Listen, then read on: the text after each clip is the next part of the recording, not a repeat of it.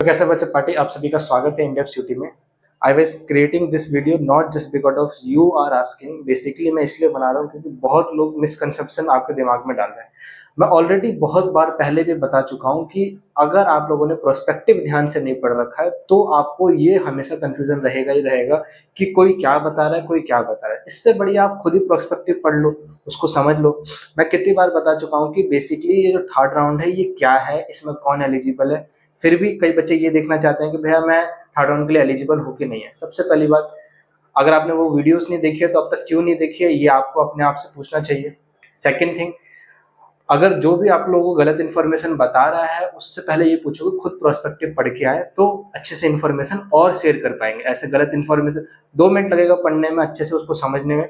अगर पढ़ोगे तो जो भी आपसे लगभग 2 से 3 हजार जो भी जितने भी बच्चे देख रहे हैं, कम से कम उनके पास एक सही इन्फॉर्मेशन पहुंचेगी। देखो प्रोस्पेक्टिव में साफ लिखा है कि जो थर्ड राउंड है उसके कुछ कंडीशंस है। थर्ड राउंड ही 8 तारीख से स्टार्ट हो रहा है, यानी आज से स्टार्ट हो गया। अब वहां पे लिखा नहीं है, वहां पे जनरली प्रोस्पेक्टिव में मिड एंट्री लिखा है। तो डोंट बी कंफ्यूज कि थर्ड राउंड तो स्पोर्ट राउंड का मतलब स्पोर्ट्स स्पोर्ट्स कोटा वालों की जगह पे क्या लग रखा है, थर्ड राउंड लिख रखा है। डोंट बी कंफ्यूज, स्पोर्ट्स और थर्ड राउंड एक साथ चल रहा है। थर्ड राउंड की कट ऑफ 13 तारीख को हो रही है, स्पोर्ट्स की कट ऑफ आपकी लगभग मैं कहूंगा 15 तारीख को आ रही है। तो जो 13 तारीख को कट ऑफ आ रही है वो थर्ड राउंड की कट ऑफ है। अच्छा भैया, तो थर्ड राउंड में भैया कौन कौन एलिजिबल? एक ऐसा बच्चा जिसको अभी तक फर्स्ट और सेकंड राउंड में कोई सीट नहीं मिली थी, वो थर्ड राउंड में ऑटोमेटिकली चले गया। एक ऐसा बच्चा जिसका दिल्ली यूनिवर्सिटी ने किसी ना किसी रीजन से फॉर्म रिजेक्ट कर दिया, चाहे डॉक्यूमेंट की प्रॉब्लम्स हो, चाहे क्या नाम है आपका सब्जेक्ट मैपिंग की प्रॉब्लम हो, उसको डायरेक्टली भेज दिया गया थर्ड राउंड में बिना एक भी रुपया लिए। अच्छा, एक ऐसा बच्चा जो दिल्ली यूनिवर्सिटी के प्रोसेस से बाहर है, अगर वो चाहता है दिल्ली यूनिवर्सिटी के अंदर आना, अब वो बाहर कैसे? पहली केस ये हो सकता है कि वो बाहर इस तरीके से कि उसने दिल्ली यूनिवर्सिटी का एडमिशन में रजिस्ट्रेशन वो कर ही नहीं पाया सीएसएस पोर्टल पे, तो वो बाहर है। या फिर एक बच्चे को सीट मिली थी, उसने विड्रॉ कर लिया, तो वो भी बाहर है। अब इन दोनों कैटेगरी वाले बच्चों को अगर दिल्ली यूनिवर्सिटी के थर्ड राउंड में पार्टिसिपेट करना है तो एक दरवाजा रखा गया, कहा कि इस दरवाजे का नाम मिड एंट्री है और ये मिड एंट्री दरवाजा है थर्ड राउंड में एंट्री लेने का। Not related to the third round, मतलब मिड एंट्री राउंड नहीं होता, मिड एंट्री एंट्री का एक नाम है, ठीक है। राउंड तो आपका थर्ड राउंड है।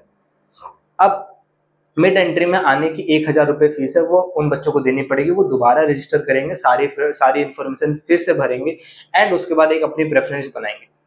अब ऐसे बच्चे जिनको प्रोस्पेक्टिव में साफ साफ ये चीज लिखा है कि हर बच्चा मतलब जो मिड एंट्री के थ्रू आ रहा है, जो मिड एंट्री के थ्रू नहीं भी आ रहा, हर एक बच्चे को अपनी प्रेफरेंस लिस्ट को रीऑर्डर या ऐड और रिमूव करने का मौका दिया जाएगा, ठीक है। अगर मिड एंट्री से आ रहा है तो ऑटोमेटिकली उसको शुरू से ही बनानी पड़ेगी। लेकिन अगर कोई बच्चा फर्दर फर्दर राउंड में पार्टिसिपेट कर रहा है, नॉट जस्ट बिकॉज ऑफ मतलब बिना मिड एंट्री के ही पार्टिसिपेट कर रहा है, ठीक है, क्योंकि उसको अभी तक सीट नहीं मिली, उसको भी अपनी प्रेफरेंस को ठीक करने का मौका मिलेगा। तो ज्यादा से ज्यादा कोर्सेज डालो, ज्यादा से ज्यादा आपका क्या कॉलेजेस डालो, ताकि आपका चांस हो सके कि इस साल आपका दिल्ली यूनिवर्सिटी में एडमिशन हो जाए। क्योंकि बीएचयू की पहली कट ऑफ बहुत हाई गई, इलाहाबाद यूनिवर्सिटी अब तक 3 कट ऑफ निकाल चुका है और अदर यूनिवर्सिटी की भी कट ऑफ आ गई है। अगर आपको इन यूनिवर्सिटी में कहीं एडमिशन नहीं हुआ तो अब आपके दिमाग में ये रहना चाहिए कि मेरे को किसी भी हाल में एडमिशन चाहिए तो चाहिए। अब बात करते हैं उसके अलावा, फिर थर्ड राउंड का रिजल्ट आएगा जनरली आपका 13 तारीख को। अब थर्ड राउंड में कोई कहेगा कि भाई थर्ड राउंड का रिजल्ट आ रहा है, मिड एंट्री का रिजल्ट नहीं आ रहा। अरे एक ही बात, ठीक है, एक ही बात है, रिजल्ट 13 तारीख को आपका रिजल्ट आ जाएगा। उसके साथ फिजिकल एजुकेशन वाले बच्चों का भी 13 तारीख को रिजल्ट आ रहा है, तो डोंट बी कंफ्यूज, उनका अलग आएगा, आपका अलग आता है। उसके अलावा बच्चों के मन में ये कंफ्यूजन है कि भैया अपग्रेडेशन मिलेगा कि नहीं मिलेगा। बच्चा अपग्रेडेशन खत्म, ठीक है, आप अब खत्म, अमला प्रोसेस खत्म हो चुका। फर्स्ट राउंड अलोकेट हुआ, सेकंड राउंड अलोकेट हुआ, उसके बाद एक अपग्रेडेशन लेके आया गया, उसके बाद रुक गए। अब इससे आगे नहीं जा सकते, इससे आगे जाने का सारा ऑप्शन बंद हो चुका है। जिन भी बच्चों को इससे आगे जाना था उनको मैंने पहले एडवाइस करा था कि विड्रॉ कर लो, मिड एंट्री के थ्रू आना, ठीक है, और फिर फर्दर पार्टिसिपेट कर पाओगे। लेकिन कोई गारंटी नहीं है कि मिड एंट्री में सीट मिलेगी कि नहीं मिलेगी, तो ये रिस्क लेके आना, ठीक है। तो अब विड्रॉ का ऑप्शन भी आपके पोर्टल से हट चुका है। तो अब आपके पास जो फाइनल में सीट है, चाहे वो सेकंड राउंड में मिली हो, चाहे अपग्रेडेशन राउंड में अपग्रेड होकर मिली हो, चाहे फर्स्ट राउंड में मिली हो, वो आपकी आखिरी सीट है। उसमें अब बच्चा ये भी मेरे से सवाल पूछ रहा है कि बच्चा भैया फ्रीज का बटन नहीं आ रहा, फ्रीज करके करोगे क्या? सीट तो मिल गई ना, उससे आगे आप फर्दर पार्टिसिपेट नहीं कर सकते, तो why you want the freeze button, ठीक है। थोड़ा क्लियरिटी लेके आओगे तो आपको समझ में आएगा कि फ्रीज की जरूरत ही नहीं है, अब तो इससे आगे मैं जा ही नहीं सकता, ठीक है। तो अब बच्चा कंफ्यूज होता है, भैया सब लोग बहुत इंफॉर्मेशन दे रहे हैं आपको regarding spot round, regarding mop up round. देखो सबसे पहली बात, mop up round most probably chance है कि नहीं हो पाएगा। और जो भी बच्चा ये कह मतलब जो भी ये लोग कह रहे हैं कि मॉप अप राउंड आपका क्लास 12 के मार्क्स के बेसिस पर था, ये मिस इन्फॉर्मेशन है, ठीक है, मिस इन्फॉर्मेशन है। अगले साल भी यही बोला गया था, लेकिन एट देन एडमिशन आपका सीयूटी के बेसिस पे ही हुआ था, क्लास 12 का उससे कोई लेना देना नहीं था। अच्छा, स्पॉट राउंड और मॉकअप राउंड लोग सोच रहे हैं थर्ड राउंड के बाद आएगा। अरे बच्चा क्लियरिटी लेके आओ। सबसे पहली बार पिछले साल की बात करते हैं, दिल्ली यूनिवर्सिटी पहला राउंड लेके आता था नॉर्मल, सेकंड राउंड लेके आता नॉर्मल, थर्ड राउंड लेके आता था नॉर्मल। 3 राउंड के बाद ये नॉर्मल राउंड बंद हो जाता था। इसी में जिस बच्चों को अपग्रेड मिल गया तीसरे राउंड तक ठीक है, उसके बाद अपग्रेड नहीं मिलता था। इसके बाद आता था स्पॉट राउंड। स्पॉट राउंड में ही आपका मिड एंट्री ओपन करा जाता था और स्पॉट राउंड की कंडीशन रख दी जाती थी कि एक ऐसा बच्चा जिसको ऑलरेडी दिल्ली यूनिवर्सिटी के प्रोसेस में सीट मिल रखी है वो इधर आके पार्टिसिपेट नहीं कर सकता। अगर उसको आना है तो विड्रॉ करके आना पड़ेगा। आप लोगों को ये नहीं समझ में आ रहा कि ये सेम कंडीशन थर्ड राउंड में अप्लाई कर रखी है। इसका मतलब है थर्ड राउंड ही स्पॉट राउंड 1 है, ठीक है। और लोग सोच रहे थे कि 3 राउंड दिल्ली यूनिवर्सिटी के हर साल होते हैं। अरे तीन तीन राउंड हुए तो पहला राउंड पहला राउंड था, दूसरा राउंड दूसरा था, तीसरा राउंड ही आपका अपग्रेडेशन राउंड था।